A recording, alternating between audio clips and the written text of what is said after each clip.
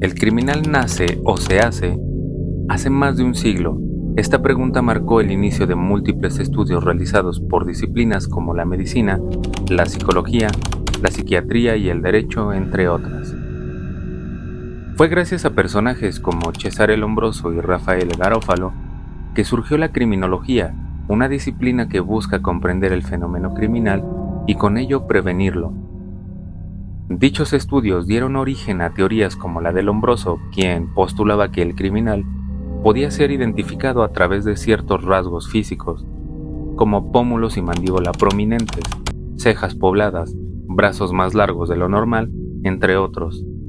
También destacó la teoría de la frenología, que aseguraba que la forma del cráneo podía revelar tendencias criminales.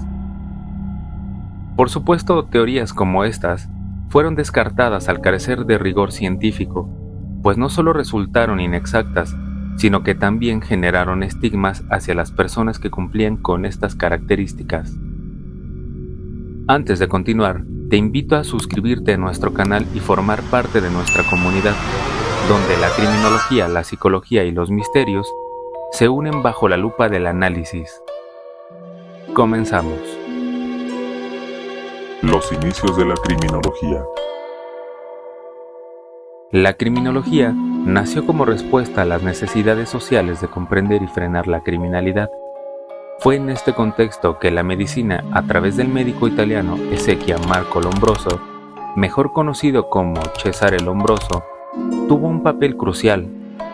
Lombroso formó parte de la llamada criminología positivista o nueva escuela, y dedicó parte de su vida a estudiar los cuerpos de criminales fallecidos, buscando patrones físicos en ellos.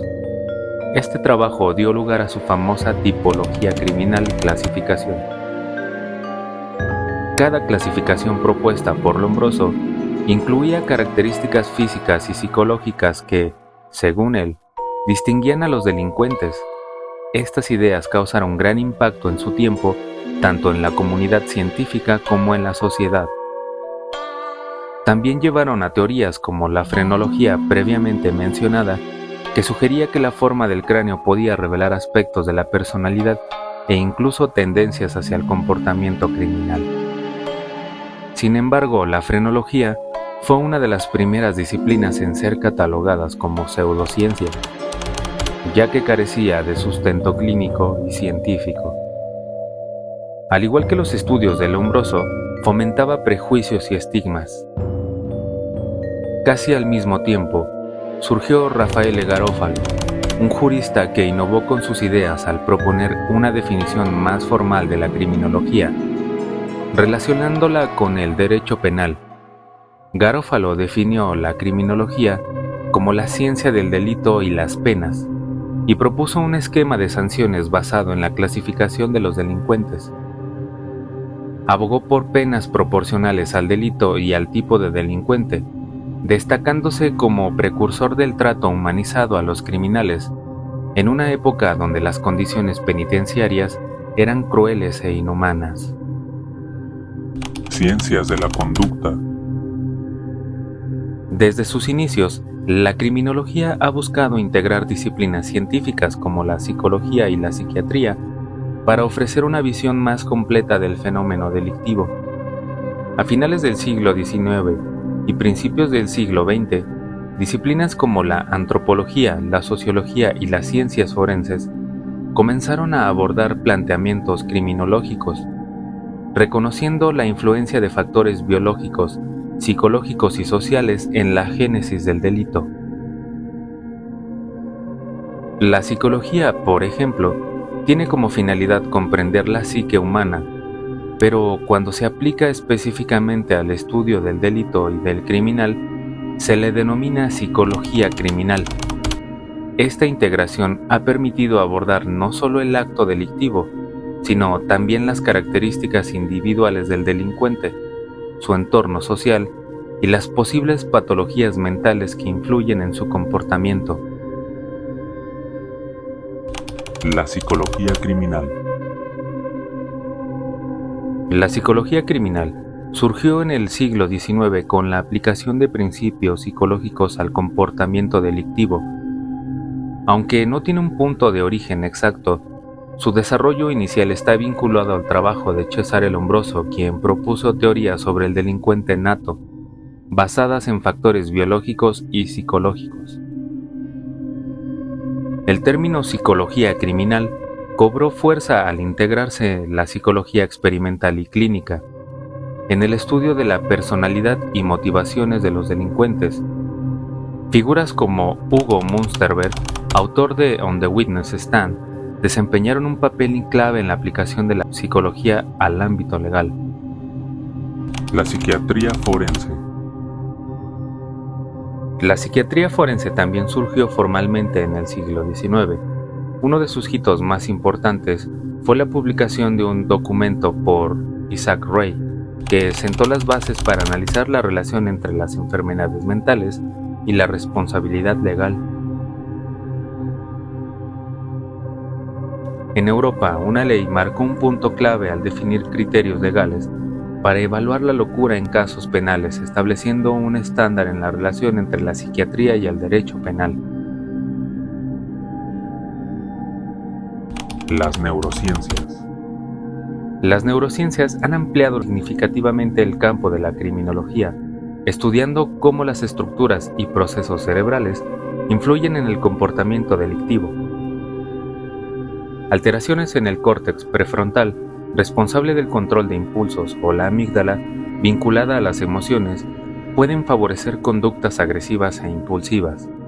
Además, factores genéticos como el gen MAOA, combinados con experiencias adversas, pueden predisponer a ciertas personas a cometer delitos. Herramientas como la neuroimagen han permitido identificar patrones cerebrales relacionados con la criminalidad y desarrollar intervenciones basadas en la neuroplasticidad para prevenir y rehabilitar comportamientos antisociales.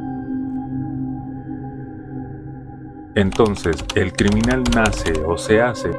Ya hemos repasado parte de la historia de la criminología y cómo algunas disciplinas han contribuido al estudio del comportamiento criminal.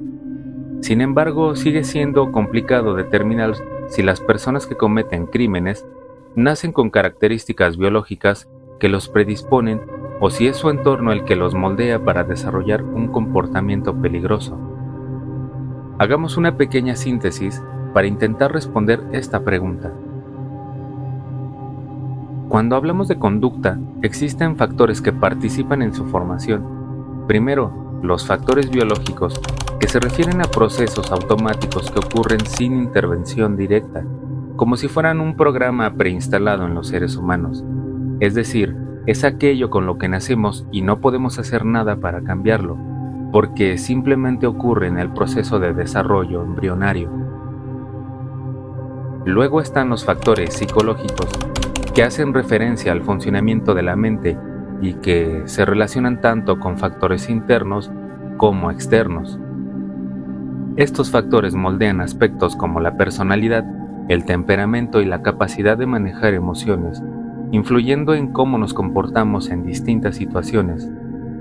Es decir, nuestra conducta tiene un sentido biológico y completamente natural e instintivo, que no es posible intervenir, pero que también tiene un sentido psicológico que está influenciado por nuestras experiencias y lo que interpretamos de cada una de ellas.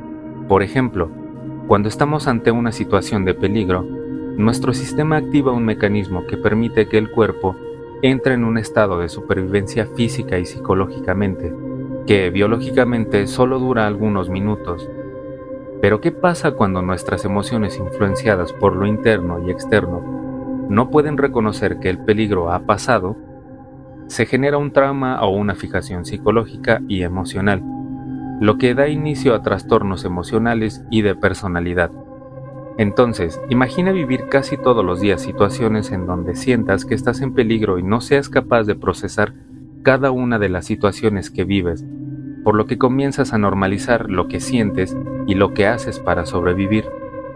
Muchos podríamos pensar que se resuelve el problema, pero la realidad es que simplemente nos acostumbramos a estar en estado de alerta, estrés, supervivencia, ansiedad o ira, al punto de que no eres capaz de reconocerlo, por lo que nuestra vida comienza a ser determinada por una serie de patrones o programaciones del pasado que ni siquiera somos ya capaces de recordar.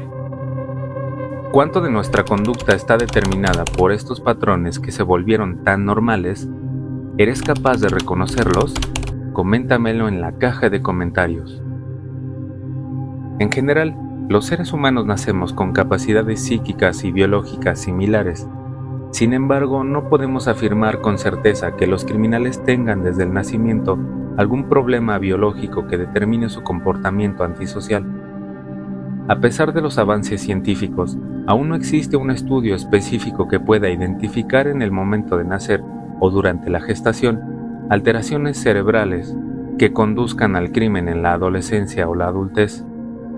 Aunque la psicología ha encontrado resultados en algunos estudios de bebés de 6 meses o más que pudieran apuntar que nacen con una especie de moralidad innata, como el experimento del bebé y los muñecos de Karen Wynn en la Universidad de Yale, en Estados Unidos, donde se muestra a los bebés una representación con muñecos en la que uno de ellos realiza una acción buena. Por ejemplo, ayuda a otro muñeco a subir una colina, y otro realiza una acción mala, como empujar al muñeco hacia abajo. Después de observar esta interacción, los investigadores colocan ambos muñecos frente al bebé y registran cuál de ellos elige.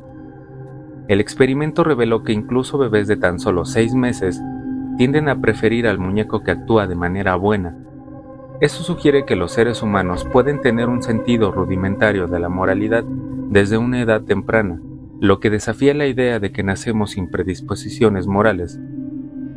También se ha observado que los bebés a partir de los 8 meses comienzan a mostrar signos de castigar al muñeco malo, prefiriendo que enfrente consecuencias negativas. Por lo tanto, asegurar que el criminal nace aún es algo arriesgado. Lo más claro parece ser que el criminal se hace, moldeado por las experiencias internas y externas, dejando en segundo plano la posibilidad de que ciertos comportamientos estén programados biológicamente desde el nacimiento. ¿Crees que la ciencia debería de desarrollar pruebas para detectar alteraciones en los bebés al nacer que pudieran prever tendencias criminales? ¿O qué otros caminos debería seguir la ciencia para prevenir la delincuencia? Déjalo en la caja de comentarios y no olvides suscribirte y darle like a nuestro video.